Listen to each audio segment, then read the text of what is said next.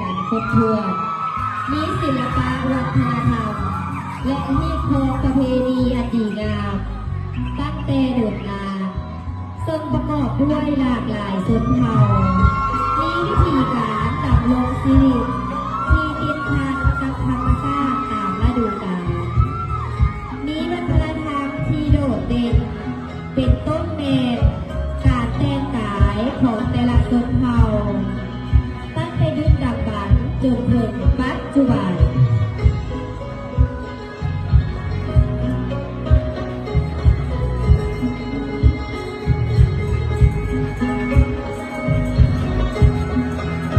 นี่เป็นสวรรค์เมืองลา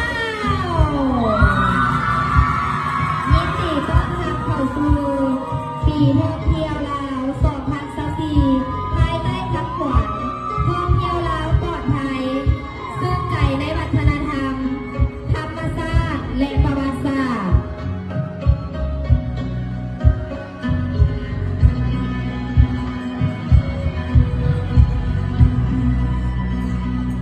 ขอเชิญประธานทักชมศิลปะจากโรงเรียน